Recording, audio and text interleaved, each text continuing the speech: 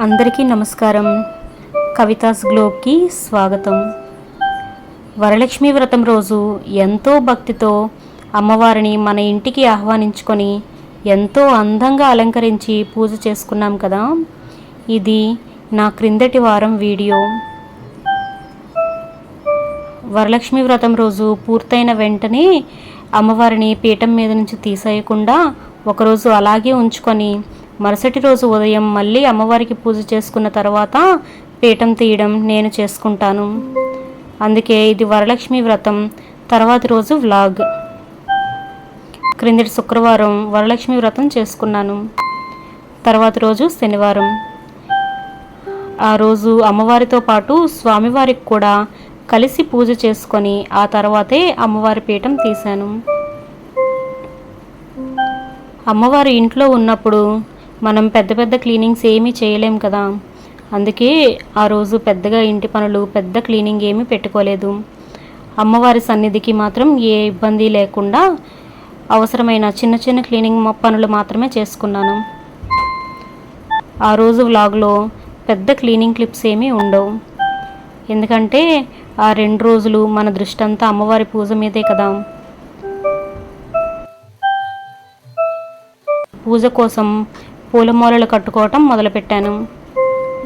పెద్ద పెద్ద మాలలేమీ కాదు, మన దగ్గర ఉన్న పూలతోనే సింపుల్గా మాలలు కట్టుకున్నాను.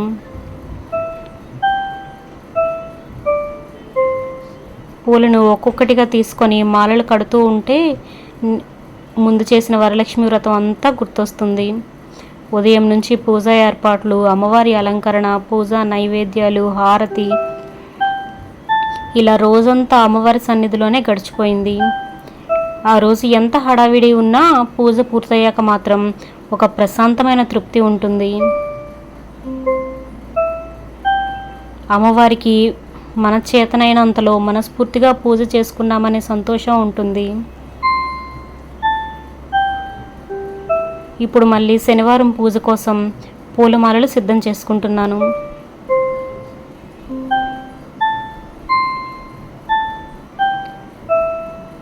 పూలమాలలు సిద్ధం చేసుకున్న తర్వాత నిన్న పూజకు సంబంధించిన వస్తువులన్నీ ఒక్కొక్కటిగా సర్దుకుంటున్నాను. నిన్న పూజ చేసిన వెంటనే అన్నీ తీసేయకుండా అమ్మవారిని అలాగే ఉంచుకున్నాను కాబట్టి ఈరోజు పూజ పూర్తయ్యే వరకు నిన్నటి పూజకు సంబంధించినవి కూడా అమ్మవారి సన్నిధిలోనే ఉన్నాయి. ఇప్పుడు వాటిని జాగ్రత్తగా సర్దుకుంటున్నాను.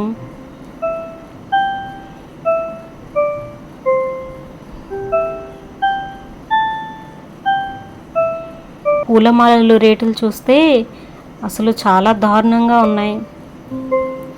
వాళ్ళకి కూడా బ్రతుకుతారు ఈ 2-3 రోజులు మాత్రమే ఉంటుంది కదా. అందుకే నేను ఎలాంటి పూలమాలలు కొనలేదు. కనకాంబరాల మాలలు అయితే 300, మల్లెమాలలు అయితే 200, ఇలా ఎంత ధరలు ఉన్నాయో చెప్పలేం అసలు. అందుకే చామంతి పూలు, గులాబీ పూలు, బంతి పూలు ఇలా తీసుకొని నేనే చిన్న చిన్న మాలలుగా చేసుకుంటున్నాను.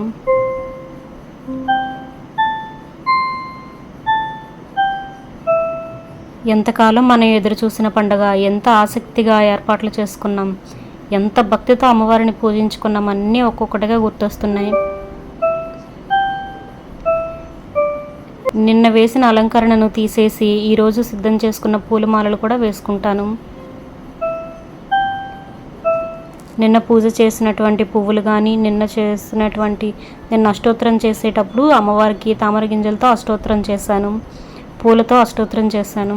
వాటిని కూడా తీసేసి మళ్ళీ ఈ రోజు కోసం సిద్ధం చేసుకుంటున్నాను. అమ్మవారిని అలంకరించడానికి ఖరీదైన వస్తువులే అవసరం లేదు.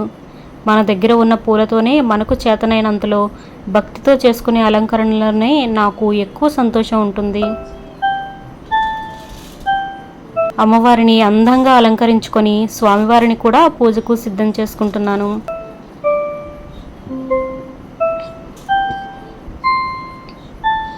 ఈరోజైతే అమ్మవారికి స్వామివారికి కలిసి పూజ చేసుకోబోతున్నాను.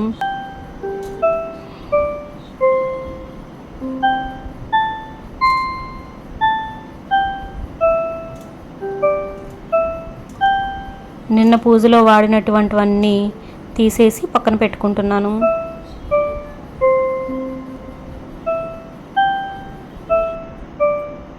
మళ్ళీ పూజ కోసం స్వామివారి విగ్రహాన్ని కూడా పెట్టుకుంటున్నాను.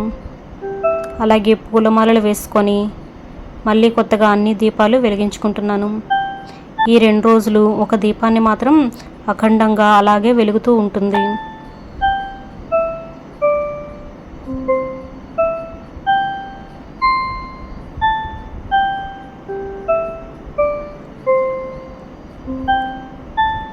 మళ్ళీ కొత్త పుష్పాలతో అమ్మవారిని మళ్ళీ అలంకరించుకుంటున్నాను.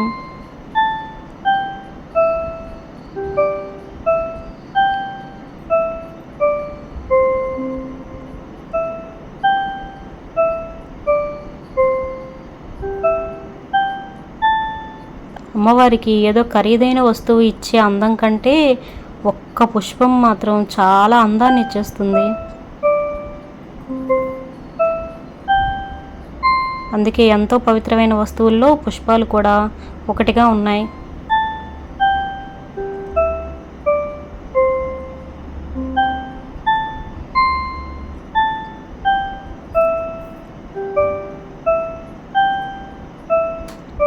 ఇప్పుడు పూజ ప్రారంభించడానికి ముందుగా దీపాన్ని వెలిగించుకుంటున్నాను. దీపం వెలిగించిన వెంటనే పూజా వాతావరణమే మారిపోయినట్టు అనిపిస్తుంది.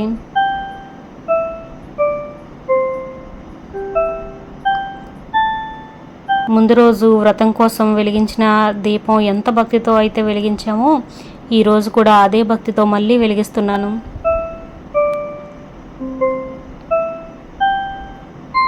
మన ఇంట్లో కూడా ఎప్పుడూ ఈ దీపంలా వెలుగు ఉండాలని, మనస్సుల్లో ప్రశాంతత ఉండాలని, అమ్మవారి కృప ఎల్లప్పుడూ మనతోనే ఉండాలని కోరుకుంటూ పూజని ప్రారంభిస్తున్నాను.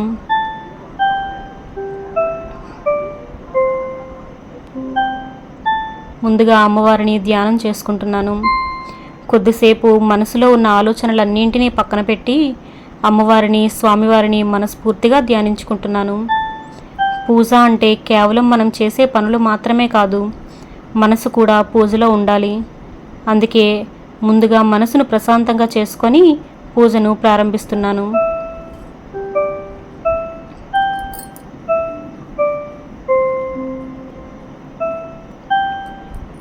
ఇప్పుడు అమ్మవారికి, స్వామివారికి కలిసి షోడశోపచార పూజను ప్రారంభిస్తున్నాను.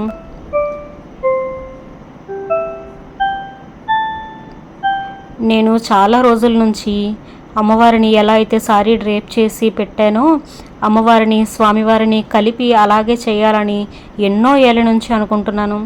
కానీ నా కోరిక ఎప్పుడు తీరుతుందో, అమ్మవారిని, స్వామివారిని ఒకేసారి అంత అలంకరణలో ఎప్పుడు చూడగలుగుతున్నానో మరి అమ్మవారి ప్రాప్తించాలి.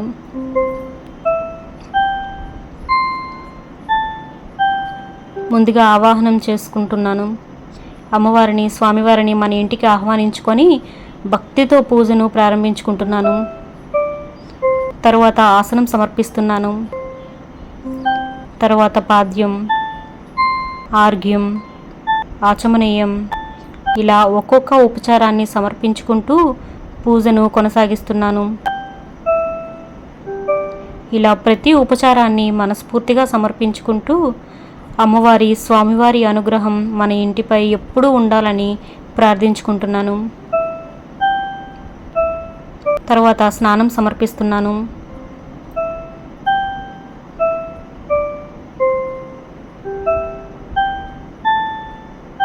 తర్వాత వస్త్రం సమర్పిస్తున్నాను.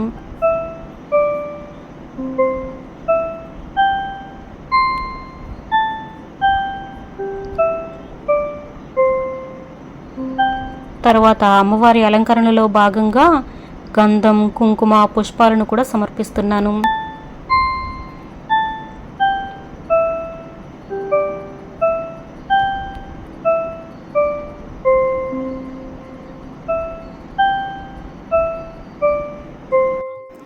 అమ్మవారి అలంకరణ పూర్తయిన తర్వాత అమ్మవారిని ఒకసారి కళ్ళారా చూసుకుంటూ అమ్మవారికి అంగపూజ చేసుకుంటున్నాను. అమ్మవారి పాదాల నుంచి ప్రారంభించి ఒక్కొక్క అవయవాన్ని స్మరించుకుంటూ భక్తితో పూజ చేసుకోవటం అంగపూజ. అమ్మవారి పాదాలకు నమస్కరిస్తూ, అమ్మవారి జంగలకు నమస్కరిస్తూ, మోకాళ్ళకు, ఉరువులకు, నాభికి, హృదయానికి, భుజాలకు, కంఠానికి, ముఖానికి నేత్రాలకు, శిరస్సుకు ఇలా అమ్మవారి ప్రతి అంగాన్ని స్మరించుకుంటూ పుష్పాలతో పూజ చేసుకుంటున్నాను. మన శరీరంలోని ప్రతి అవయవం అమ్మవారి అనుగ్రహంతోనే సక్రమంగా ఉండాలని కోరుకుంటూ ప్రతి అంగాన్ని భక్తితో పూజించుకుంటున్నాను. అమ్మవారి పాదాల దగ్గర నుంచి శిరస్సు వరకు ఇలా పూజ చేసుకుంటుంటే మనసు కూడా ఎంతో ప్రశాంతంగా అనిపించింది. అంగపూజ పూర్తయిన తర్వాత అమ్మవారికి అష్టోత్తర శతనామావళి చేసుకుంటున్నాను. అమ్మవారి నామాలను ఒక్కొక్కటిగా స్మరించుకుంటూ ప్రతి నామానికి ఒక తామర గింజలు ఉంటాయి కదా, తామర గింజని పుష్పాన్ని సమర్పిస్తున్నాను. అమ్మవారికి ఎన్నో పేర్లు ఉన్నాయి. ప్రతి నామం వెనుక ఒక ప్రత్యేకమైన భావం ఉంది. ఆ నామాలని మనస్ఫూర్తిగా పలుకుతూ పూజ చేసుకోవటం అంటే అమ్మవారి ఒక్కొక్క రూపాన్ని స్మరించుకోవటమే. అందుకే తొందరగా పూర్తి చేయాలనే ఆలోచన లేకుండా ఒక్కొక్క నామాన్ని శ్రద్ధగా స్మరించుకుంటూ తామర గింజలను సమర్పిస్తున్నాను. వాటితో పాటు పుష్పాలను కూడా సమర్పిస్తున్నాను. మీకు ఈ వీడియో కొంచెం ఫాస్ట్ ఫార్వర్డ్లో ఉండటం వల్ల ఇది ఫాస్ట్గా అనిపిస్తుంది. ఈ సమయంలో మనసులో ఉన్న కోరికలన్నింటినీ అమ్మవారి ముందు పెట్టుకోవచ్చు. మన కుటుంబం సంతోషంగా ఉండాలని, అందరికీ ఆరోగ్యం ఉండాలని, ఇంట్లో ఎప్పుడు ప్రశాంతత ఉండాలని, అమ్మవారి కృప ఎప్పుడూ మనపై ఉండాలని మనస్ఫూర్తిగా ప్రార్థించుకుంటారు. కానీ నేను మాత్రం అమ్మవారికి కోరికలు కోరుకోవటం అనేది ఎప్పుడూ ఆపేశాను. నేను కూడా ఒకప్పుడు ఎంతగానో కోరికలు కోరేదాన్ని. కానీ ఒక్కసారి నాకు అర్థమైన తర్వాత అమ్మవారు ఎప్పుడు ఏది మంచిదనుకుంటారో అదే ఇస్తారు అని మాత్రం అర్థమైన తర్వాత అమ్మవారికి కోరికలు కోరుకోవటం అనేది పూర్తిగా మానేశాను. ఎప్పుడు ఏది చేయాలో నాకంటే అమ్మకే బాగా తెలుసని నాకు చాలా బాగా అర్థమైంది. అష్టోత్తరం కూడా పూర్తయిన తర్వాత అమ్మవారికి ధూపం సమర్పిస్తున్నాను. ధూపం సువాసనతో పూజా ప్రదేశం అంతా చాలా ప్రశాంతంగా మారిపోయింది. తర్వాత దీపాన్ని సమర్పిస్తున్నాను. దీపారాధన చేసుకుంటూ అమ్మవారిని, స్వామివారిని ప్రార్థించుకుంటున్నాను. ఇప్పుడు నైవేద్యం, తాంబూలం కూడా సమర్పిస్తున్నాను. మన ఇంట్లో మనకు చేతనైనంత దాంట్లో తయారు చేసుకున్న నైవేద్యాన్ని భక్తితో అమ్మవారికి, స్వామివారికి సమర్పిస్తున్నాను. దేవుడికి ఏది సమర్పిస్తున్నాం అనే దానికంటే ఎంత భక్తితో సమర్పిస్తున్నామనేది ముఖ్యమని నేను అనుకుంటాను. మన దగ్గర ఉన్నదానితోనే మనస్ఫూర్తిగా సమర్పించుకుంటే అదే అమ్మవారికి ఎంతో ఇష్టంగా అనిపిస్తుంది. తర్వాత తాంబూలం కూడా సమర్పిస్తున్నాను.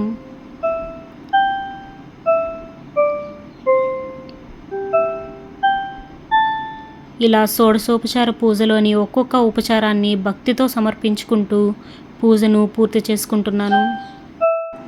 ఇప్పుడు చివరిగా అమ్మవారికి, స్వామివారికి కలిసి హారతిస్తున్నాను. నిన్న వరలక్ష్మి వ్రతం రోజు ఎంత భక్తితో అమ్మవారికి హారతిచ్చానో ఈరోజు కూడా అదే భక్తితో అమ్మవారిని, స్వామివారిని కలిసి ఇలా చూస్తుంటే చాలా సంతోషంగా ఉంది.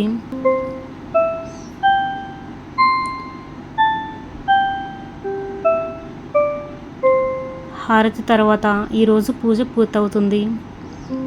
కానీ ఇంకొక ముఖ్యమైన విషయం కూడా ఉంది. పూజలో ప్రదక్షిణ కూడా ఎంతో ముఖ్యమైనదే కదా. అందుకే ఇప్పుడు అమ్మవారికి ప్రదక్షిణలు చేసుకుంటున్నాను. వ్రతకల్పనలో ప్రదక్షిణలకు కూడా ప్రత్యేకంగా ఫలితాలను చెప్పారు. మొదటి ప్రదక్షిణ చేసే ముత్తైదువులందరికీ కాళ్ళకి గజ్జెలు వచ్చాయని, రెండవ ప్రదక్షిణకు ఆభరణాలు వచ్చాయని, మూడవ ప్రదక్షిణకు సొంత వాహనాలు లభిస్తాయని ఇలా వ్రతకల్పనలో చెప్పబడింది.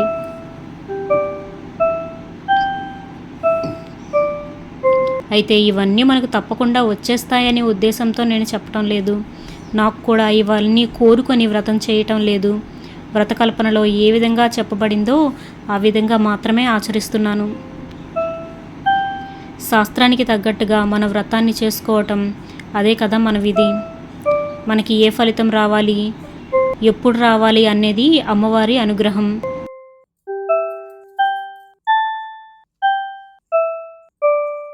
మన పని మాత్రం మనకు చెప్పిన విధానాన్ని భక్తితో శ్రద్ధతో ఆచరించటం.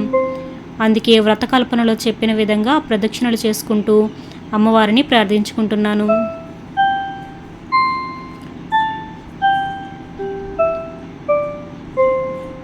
ప్రదక్షిణలు పూర్తి చేసుకొని అమ్మవారికి నమస్కారం చేసుకుంటున్నాను.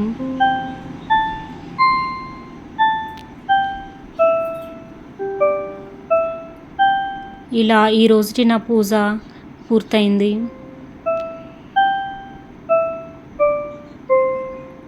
వరలక్ష్మి వ్రతం చేసుకున్న తర్వాత పూజ పూర్తయిన వెంటనే అమ్మవారిని తీసేయకుండా శనివారం వరకు అమ్మవారిని నా ఇంట్లోనే ఉంచుకొని అమ్మవారికి స్వామివారికి కలిసి పూజ చేసుకున్న తర్వాత హారతిచ్చి ప్రదక్షిణలు చేసుకొని ఇప్పుడు అమ్మవారి పీఠం నుంచి తీస్తాను. అమ్మవారి పీఠం నుంచి వెళ్ళిపోతున్నారు అనే భావన కంటే అమ్మవారిని మనసులో నిలుపుకుంటున్నామనే భావన నాకు ఎక్కువగా ఉంటుంది. ఈ 2 రోజులు అమ్మవారి సన్నిధిలో గడపటం, అమ్మవారిని అలంకరించటం, పూజ చేసుకోవటం, మిగతా ఉపచారాలన్నీ చేసుకోవటం మనసుకు ఎంతో ఆనందాన్ని ఇచ్చింది. ఇదే నా వరలక్ష్మి వ్రతం తర్వాతి రోజు వ్లాగ్. నిన్న వ్రతం, ఈరోజు అమ్మవారికి స్వామివారికి కలిసి పూజ, ప్రదక్షిణలు, హారతి. ఇలా 2 రోజులుగా సాగిన ఈ పూజా ప్రయాణం ఈ రోజుతో పూర్తయింది. ఈ వ్లాగ్ మీకు నచ్చితే తప్పకుండా లైక్ చేయండి. ఇలాంటి పూజలు, వ్రతాలు, ఆధ్యాత్మిక విషయాలు మన ఇంటి వ్లాగ్స్ కోసం మన ఛానల్ను సబ్స్క్రైబ్ చేసుకోండి. అమ్మవారి ఆశీస్సులు మనందరి మీద ఉండాలని మనస్ఫూర్తిగా కోరుకుంటున్నాను. నమస్కారం.